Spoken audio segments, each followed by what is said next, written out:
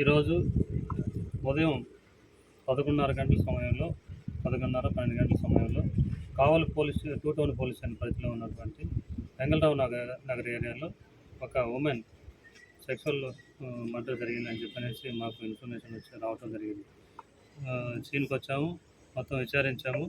ఇక్కడ ఈమె చనిపోయిన పేరు ఉప్పు సునీత. ఈమెకి 30 సంవత్సరాలు. ఒక 15 years బ్యాక్ ఉప్పు సీను అనే అతనితో వివాహం జరిగింది. వడ్డేరా కమ్యూనిటీ. వీళ్ళంతా జల్దంకి ఊర్లో ఉంటారు. ఈమెకు ఒక 5 years నుంచి భర్తతో విభేదాల కారణంగా సపరేట్ అయిపోయింది. ఆ క్రమంలో బయలుదేరి పనికి వెళ్తూ ఉంటుంది ఈమె. ఆ క్రమంలో మళ్ళీ మహేంద్ర 35 సంవత్సరాలు ఇతను కూడా వడ్డేరా కమ్యూనిటీ. ఇతను కొండాపురం మండలము కొత్తపేట గ్రామం వాసి. ఇతనితోటి పరిచయం ఏర్పడింది. ఆ పరిచయంలో భాగంగా ఈమె ఇద్దరు కూడాను ఒక 5 సంవత్సరాల నుంచి సహజీవనం చేస్తున్నారని చెప్పని మాకు తెలుస్తూ ఉంది.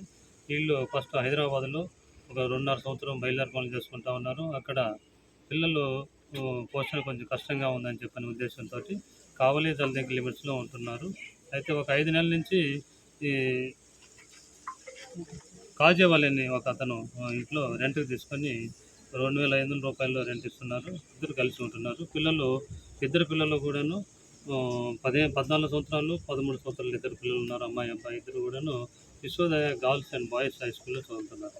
ఆ క్రమంలో భాగంగా ఈ నెల 7వ తేదీన ఎవరైతే చనిపోయింది ఉప్పు సునీత, వాళ్ళ హస్బెండ్ ఉప్పు శ్రీనిధికి ఇద్దరికి కూడాను జల్దంకి పోలీస్ స్టేషన్లో కౌన్సిలింగ్ జరిగింది కలవటానికి.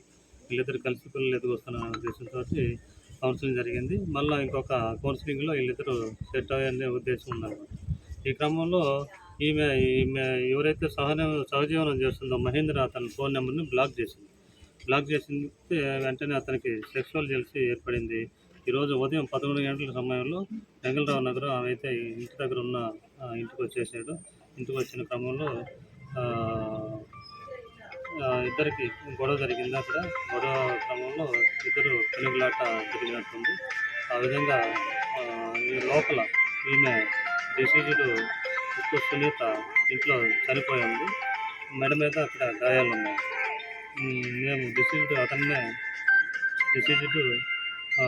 మహేంద్ర అతన్నే చంపుతాడని భావిస్తున్నాము. అతని కోసం మేము గాలింపు చర్యలు చేపట్టాము. కేసు రిపోర్ట్ వాళ్ళ దగ్గర డిసీజ్డ్ వాళ్ళ బంధువుల దగ్గర రిపోర్ట్ చేసుకుని కేసు ఇన్వెస్టిగేషన్ స్టార్ట్ చేస్తున్నాం. Thank you.